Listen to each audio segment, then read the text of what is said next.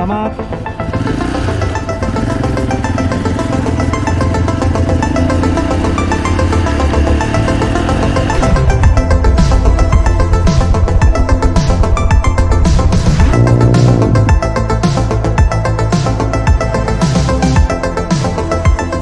morning guys, welcome to Pongski Moto Vlog.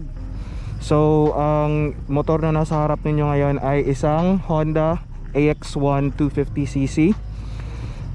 Isa siyang dual sport na motorcycle, 1987 model.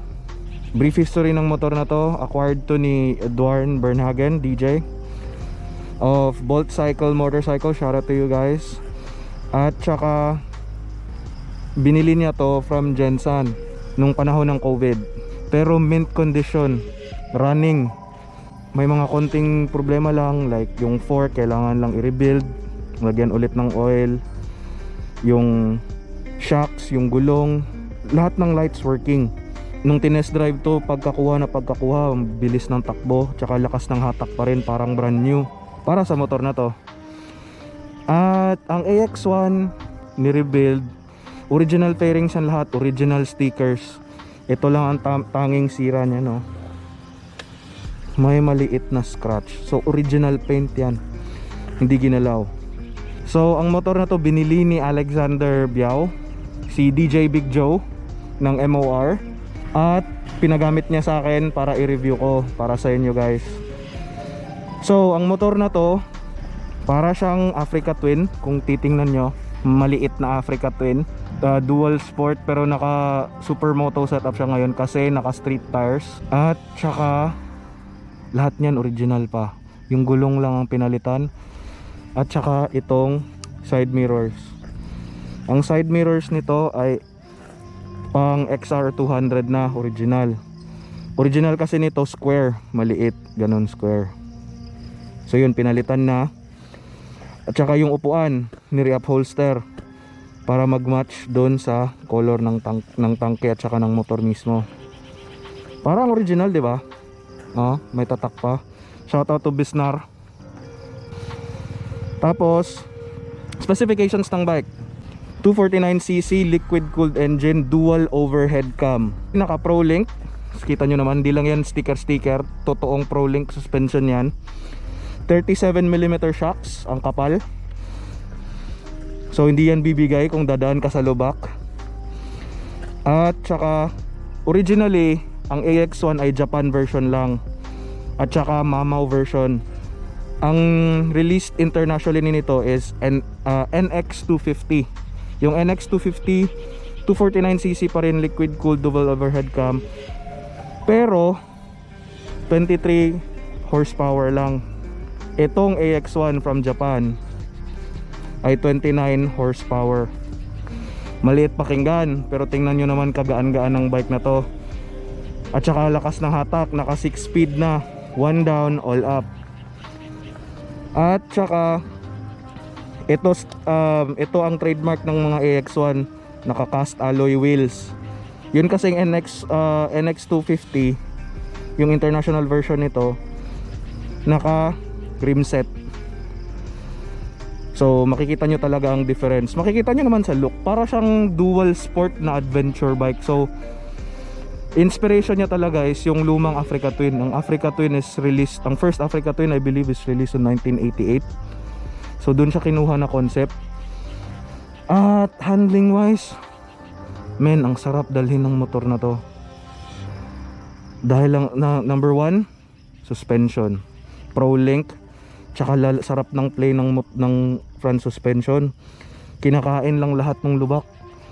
Tapos dito sa likod, sa gulong, ito ay naka Dunlop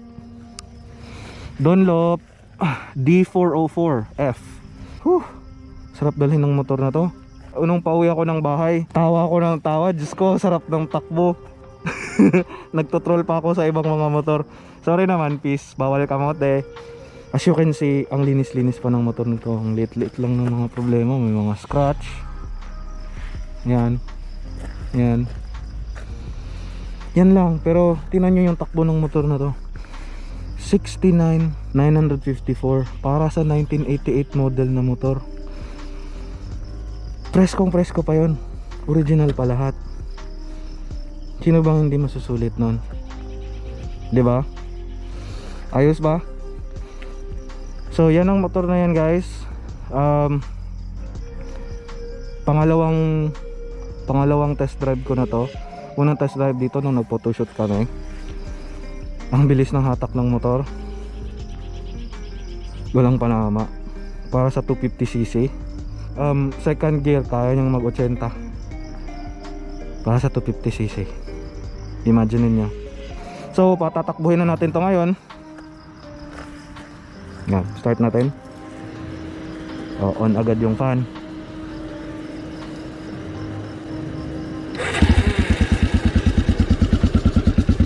So yan ang tunog ng motor.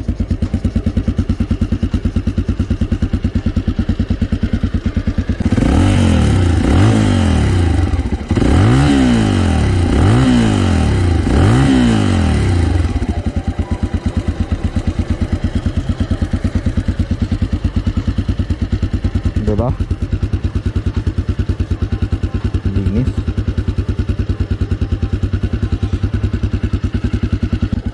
Ride na tayo.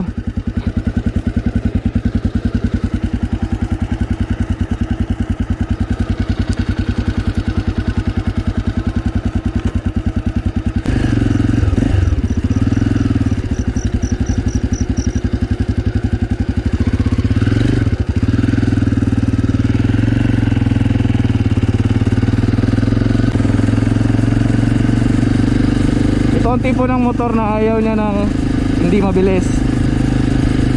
Naka second gear ako, 3,000 RPM, pero yung makina, hoy, biritin mo ko.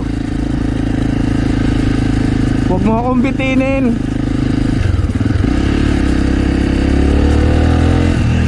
See?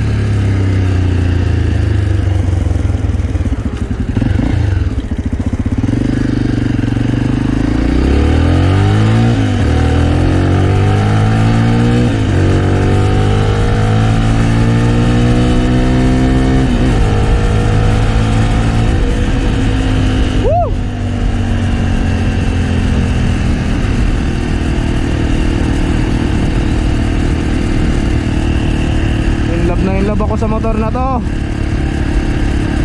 Shit. Ang sarap dalhin.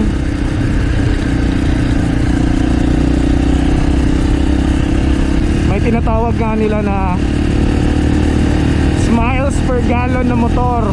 Isa na to.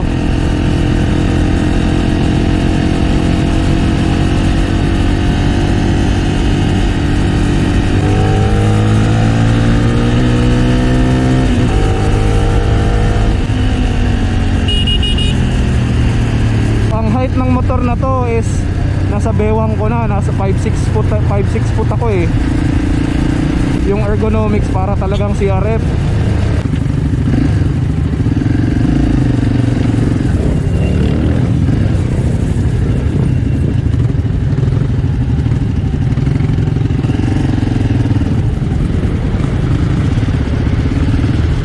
Squeezing through traffic, no problem.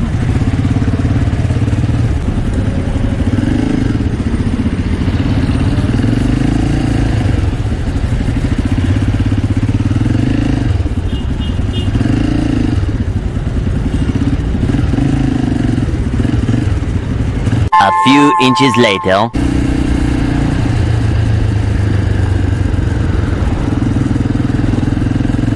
Ayun, ayaw niya ng 3,000 RPM. Gusto niya nasa 4,000.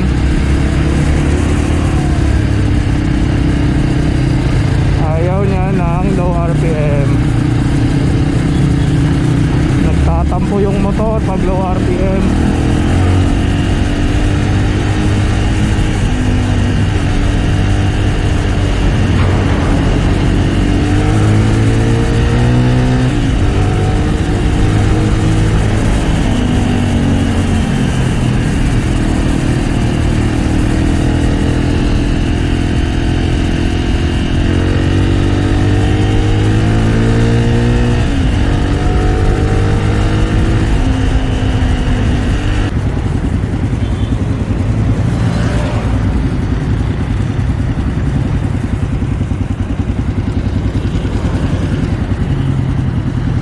bawal to sa traffic.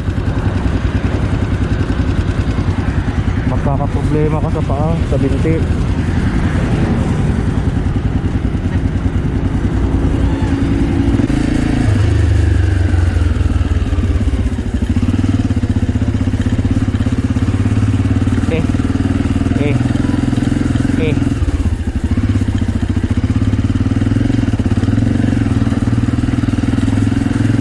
Wala lang yung mga bumps oh.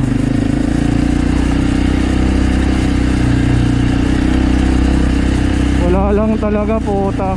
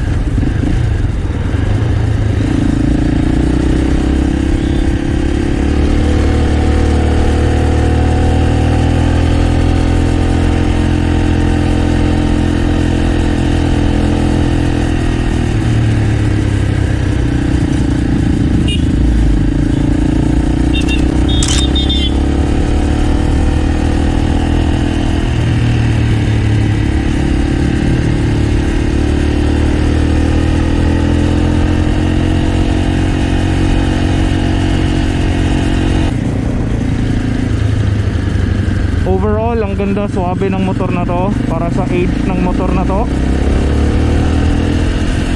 Nandun pa rin yung hatak. The best man. Sulit na sulit. For a 30-year-old bike, more or less 32-year-old bike. The best pa rin. Nandun pa rin yung performance ng Honda. Handling, the best. Speed, para sa 250cc, the best.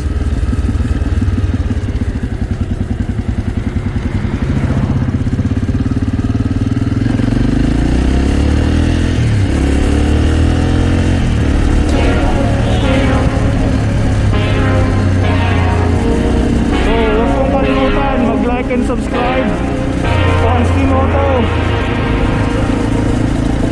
Salamat po sa panonood.